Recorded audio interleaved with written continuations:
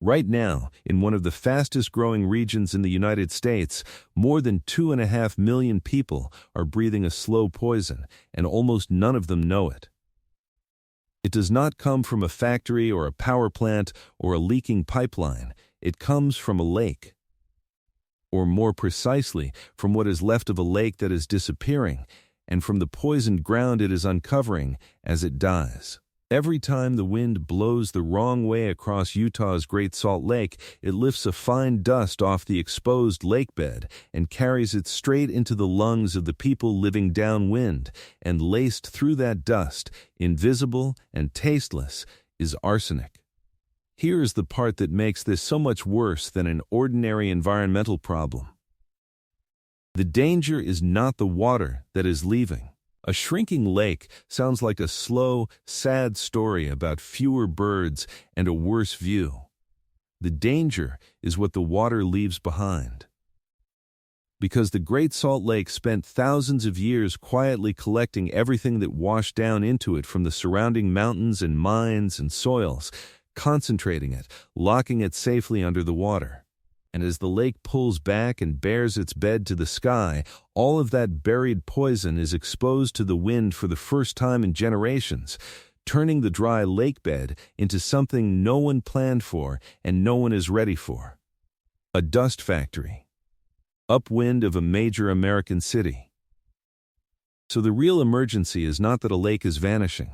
It is that its disappearance is creating a death zone, a stretch of toxic exposed ground whose dust drifts directly into a metropolitan area of millions, delivering a heavy metal that accumulates in the human body and is linked to cancer and heart disease and harm to children, one microscopic breath at a time.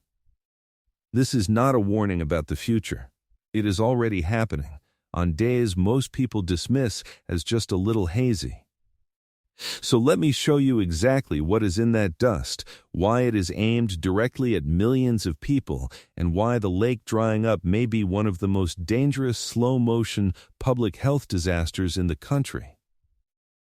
Let me start with a morning that shows you what this looks like on the ground. It is early, and the sun is just coming up over the Wasatch Mountains, and a commuter is heading into Salt Lake City on the interstate, the way she does every day. The radio is on. Her coffee is in the cup holder. And out through the windshield she notices something wrong on the horizon to the west. There is a wall coming. Not a rain cloud. Not fog. It is low to the ground, the color of rust and old bone, and it is rolling off the flats toward the valley. Within minutes it reaches the highway. The sun turns a strange shade of brown. Headlights come on in the middle of the morning. And a fine grit begins to settle on the windshield, on the hood, on every surface the air can touch. She does the natural thing.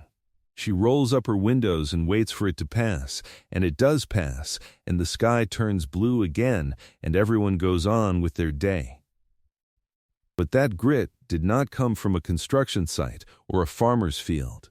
It came from the dry bed of the Great Salt Lake. And what settled on her windshield, small enough to slip past the defenses of the human nose and lodge deep in the lungs, carried arsenic. That is the part nobody rolling up their windows understands.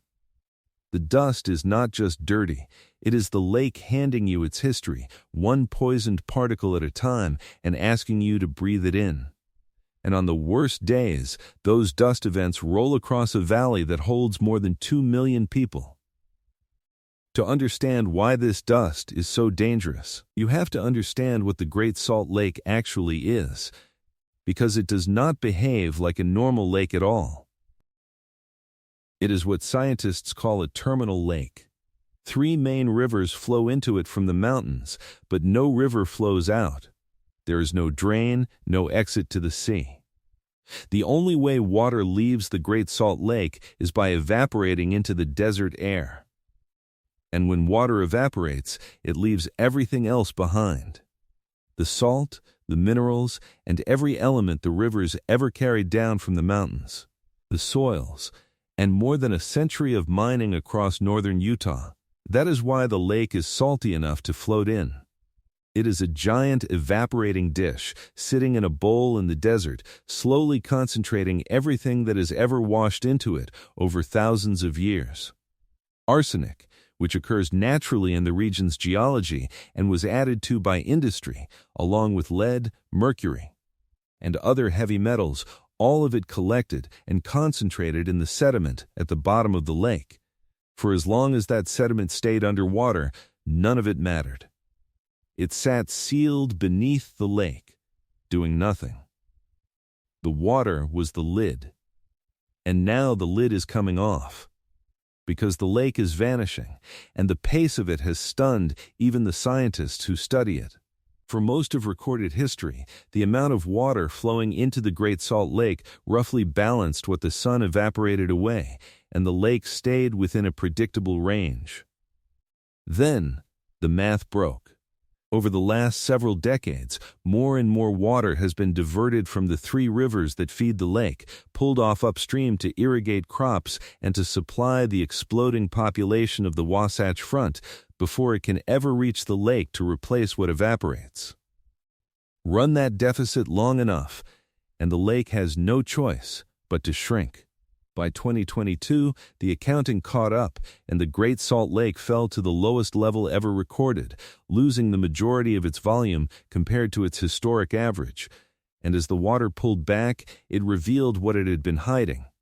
Hundreds of square miles of bare lakebed, by some measurements close to 800 square miles of dry, cracked, exposed ground that had been underwater for as long as anyone alive could remember, suddenly open to the sky and the wind. That is not a shrinking lake. That is an 800 square mile field of exposed, poison-laced sediment sitting in a windy desert basin immediately upwind of one of the fastest-growing metropolitan regions in America. Now, there is one fragile thing standing between that poisoned ground and the lungs of millions of people, and it is far more delicate than anyone would like. On much of the exposed lake bed, a hard natural crust forms on the surface, a thin shell of salt and minerals that acts like a skin, holding the dangerous fine particles down and keeping them from blowing away. For now, that crust is the one piece of good news in this entire story, a fragile lid over the poison. But it is fragile, and it does not last. The crust breaks. It breaks when vehicles drive across the flats. It breaks when the ground is disturbed by machinery or construction. It breaks under the hooves of animals and simply from weathering over time as the surface ages and cracks. And once that skin is broken, the fine poison dust underneath is free, and all it needs is wind. And in a valley ringed by mountains that funnel storms down out of the west, wind is the one thing that is never in short supply. So the protection is temporary and self-destructing. Every year, more of the crust breaks down, and more of the exposed lakebed becomes an active source of airborne dust. The lake is not just uncovering the poison. It is slowly losing the only thing keeping the poison on the ground. And now here is the part that turns a local dust problem into a threat to millions, and it comes down to simple geography. The Great Salt Lake sits to the northwest of Salt Lake City, and the prevailing storm winds in that part of Utah blow out of the west and northwest, which means that when the wind lifts a cloud of dust off that dry lakebed, it does not carry it out into empty desert. It carries it directly toward the most densely populated corridor in the state, the Wasatch Front, a ribbon of cities pressed against the mountains that is home to more than 2.5 million people and growing every year. Salt Lake City and the suburbs and schools and hospitals around it, all of it downwind of a poison source that is getting larger by the season. The people and the danger could not have been arranged more precisely if someone had done it on purpose, and the mountains make it worse. Anyone who has spent a winter there knows about the inversions, the weather pattern where cold air gets trapped in the valley under a lid of warmer air, and everything in that trapped air, the exhaust, the smoke, the dust, just sits there for days, unable to disperse. So when lakebed dust rides into the valley during an inversion, It does not blow through and clear out. It settles into the air that 2.5 million people are breathing, and it lingers, concentrated, in a bowl they cannot escape. So what does that dust actually do to a human body? Why is this a death zone and not just a nuisance? Start with the size of the particles. Your nose and throat are built to catch large particles, the ordinary grit of the world, and cough them back out. But the dust coming off a dried lakebed is fine, some of it fine enough to belong to the category scientists call fine particulate matter.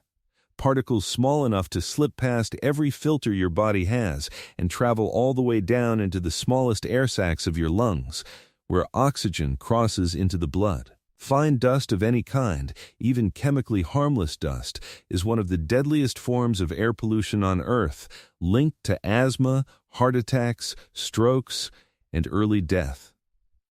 Now coat that already dangerous particle in arsenic. Arsenic does not pass through you and leave. It accumulates, building up in tissue over months and years of exposure, and it is tied to lung cancer, bladder cancer, skin cancer, cardiovascular disease, and developmental harm in children. There is no cough that clears it, and no safe level for chronic exposure. This is the quiet horror of it. There is no ambulance for this kind of poisoning. A child growing up on the Wasatch Front feels nothing on the day the dust rolls through. They simply breathe and grow and carry a little more of the lakebed inside them each year.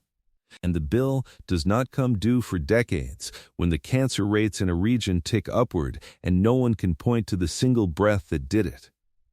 That is what makes it a death zone.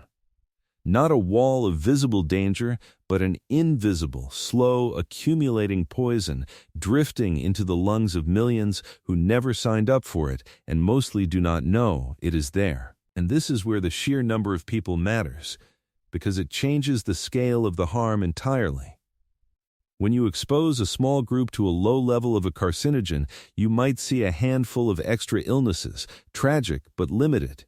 When you expose 2.5 million people chronically, year after year, even a small increase in individual risk multiplies across that enormous population into a large number of real human beings, more cases of cancer, more heart disease, more childhood illness, more early deaths, spread across a whole region and stretched over decades so that no single hospital or news report ever sees them all in one place. That is how a slow, low-level, invisible exposure can do more total damage than a dramatic disaster that kills a few people all at once and draw a fraction of the attention. There is no single day, no body count, no burning building. Just a very large population breathing a little more poison than they should, and a curve on a public health chart that bends slowly upward in a way that will take years to even prove, by which point everyone in the valley will have been breathing it for a generation. And the poison does not fall on everyone equally, which is part of what makes it so insidious. The people most exposed are often the ones with the least ability to protect themselves. The communities closest to the lakebed and on the west and north sides of the valley where the dust arrives first and thickest tend to be the working class and immigrant neighborhoods. The families who cannot simply install expensive air filtration or move somewhere upwind. Children are especially vulnerable because their lungs are still developing and they breathe faster relative to their size, taking in more of the contaminated air pound for pound than an adult does, and because arsenic exposure in childhood is linked to lasting harm. The elderly and anyone with existing heart or lung conditions are pushed closer to the edge with every bad air day. And all of this lands on top of an air quality problem the region already has, because those same winter inversions trap car exhaust and other pollution in the valley, so the lakebed dust is not arriving in clean air. It is stacking on top of a population already breathing some of the worst seasonal air in the country. The death zone is not evenly distributed. It presses hardest on the youngest, the sickest, and the least able to escape it. which is exactly the pattern that lets a slow disaster build for years without the political pressure that a more visible, more evenly shared threat would create. And if you think this is all theoretical, a worst-case scenario dreamed up to scare people, it is not. And we know that because of one scientist who decided to go measure it himself. His name is Kevin Perry, an atmospheric scientist at the University of Utah, and a few years ago he did something that sounds almost absurd for a serious researcher. He got on a bicycle and rode out across the exposed bed of the Great Salt Lake, hundreds of miles of it, stopping again and again to collect samples of the surface, mapping where the protective crust was holding and where it was already breaking apart, bagging the sediment to be tested in a lab. What came back from those tests was not reassuring. The dust blowing off the lakebed carried elevated levels of arsenic and other heavy metals, and the areas where the crust had already broken down, the places actively producing airborne dust, made up a meaningful and growing share of the exposed ground. This was not a prediction on a computer screen. This was a person physically riding across the bottom of a vanishing lake, holding the future of a city's air in a sample bag and finding out it was as bad as feared. The poison is real, it is measurable, and it is already blowing. And if you want to know how this story ends if nothing changes, you do not have to imagine it, because it has already happened more than once in other places. Drive a few hundred miles to Owens Lake in California. A century ago, Los Angeles diverted the water that fed Owens Lake into an aqueduct, and the lake, cut off from its source, dried up, exactly as the Great Salt Lake is doing now. It left behind a vast bed of fine sediment, and the wind found it, and Owens Lake became the single largest source of dangerous dust pollution in the entire United States, its dust storms so severe they violated federal air quality standards over and over, choking the communities nearby. The agency responsible for Los Angeles water has been forced to spend well over $1 billion, and to keep spending year after year, just to keep that dead lakebed from poisoning the air, flooding parts of it, planting it, spreading gravel. An endless and staggeringly expensive effort to control the dust from a lake that no longer exists. And on the other side of the world, the Aral Sea, once one of the largest lakes on the planet, was drained within living memory when its rivers were diverted for cotton, leaving behind a poisoned dust bowl the size of a small country, laced with salt and chemicals, whose storms spread toxic dust across an entire region and drove up rates of respiratory illness and cancer. These are the receipts. They prove that a dried lakebed is not a passive scar, but an active, ongoing source of toxic dust that costs a fortune to fight and never fully goes away. And here is the detail that should stop you cold. The exposed bed of the Great Salt Lake is far larger than Owens Lake ever was. If Owens became the worst dust source in the country at its size, the Great Salt Lake has the potential to be a problem on a scale this country has never actually had to deal with. And the dust is not the only way the dying lake is sending up warnings. The lake itself is collapsing as a living system. And that collapse is a signal that the whole thing is failing. Beneath the salty water lives one of the strangest and most important little creatures in North America. The brine shrimp, tiny and translucent, existing by the billions, and they are the engine of the entire lake. They feed on the algae, and in turn they feed the birds, and the birds are the reason the Great Salt Lake matters far beyond Utah. Something like 10 million migrating birds pass through this lake every year, making it one of the single most important stopovers on the migration routes of the Western Hemisphere. A desert oasis where millions of birds land to rest and feed before crossing thousands of miles of dry country. But as the water evaporates and no fresh water comes in to replace it, the lake grows saltier. And there is a threshold of salinity beyond which even the brine shrimp cannot survive. Cross that line and the shrimp die off, and when they die, the birds that flew thousands of miles to eat them arrive at an empty table, and a food web that stretches across a continent begins to unravel. The birds are the canary, and the canary is already gasping. The same shrinking that is bearing the poisoned dust is simultaneously strangling the living heart of the lake, two clocks running down at once, both of them telling the same time. And it is not only birds and lungs at stake. The dying lake takes an entire regional economy down with it, in ways most people never connect to a shrinking body of water. The lake generates its own weather, because when cold storms move across that huge body of water, they pick up moisture and dump it as lake-effect snow on the mountains just downwind. The same mountains that hold some of the most famous ski resorts in the world and that store the snowpack the whole region drinks from in summer. Shrink the lake, and you weaken the snow that feeds both a multi-billion-dollar winter tourism industry and the water supply itself.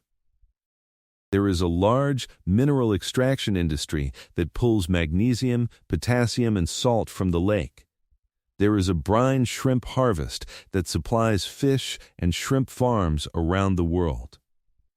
When the lake dies, it does not die alone. It takes the snow, the skiing, the minerals, the harvest, and the air quality down with it, all at once, a cascade of losses that no one bothered to add up until the water was already gone. The health threat is the sharpest edge of it, but the dying lake is quietly pulling the floor out from under the entire region. So if the danger is this clear, and the precedents are this stark, why is it not being fixed? Because fixing it means confronting the reason the lake is dying, and that reason is water, taken upstream before it can reach the lake.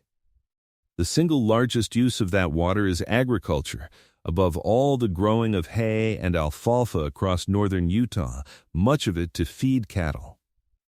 To save the lake, you have to let more water flow past those farms and into the lake, which means taking water away from an industry, a way of life, and a web of water rights that in the American West are treated as close to sacred. Every gallon has an owner. And at the same time, the population of the Wasatch Front keeps booming, adding more people, more homes, more lawns, all demanding the same water the lake needs to survive. So the two curves run straight at each other, more people breathing the air and less water protecting them from what is in it.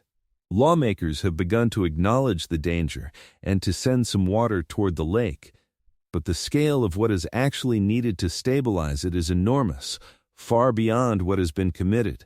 And every wet winter that raises the lake a little takes the pressure off and lets everyone look away again. The fundamental math has not changed. As long as more water is pulled from the rivers than the lake needs to hold its level, every good year is just a loan, and the next drought pulls the lake back down and bears even more poisoned ground to the wind. The commuter rolled up her windows that morning, and the dust passed, and the sky turned blue again by lunchtime. That is the thing about this kind of disaster. It always passes. It always clears. The sky always looks fine again by the afternoon. But the ground keeps drying at the edges. The crust keeps breaking. The wind keeps coming out of the west. The population downwind keeps growing, and the lake keeps shrinking, and somewhere out on 800 square miles of exposed lakebed, the next storm is already gathering the dust it will carry into the valley, one microscopic, poisoned particle at a time. 2.5 million people are living at the edge of a death zone that most of them cannot see, breathing a lake's buried history a little at a time. And the countdown that started the day the water began to fall has not stopped. It has only been quiet. And a poison you cannot see, drifting into the lungs of a city that mostly does not know it is there, is the most dangerous kind of all, because by the time it can no longer be ignored, everyone downwind has already been breathing it for years. The lake spent thousands of years taking everything the region sent it and locking it safely underwater. It has taken us only a few decades to pull the lid off. And now, breath by breath, the lake is giving it all back to the 2.5 million people who never knew it was there to begin with.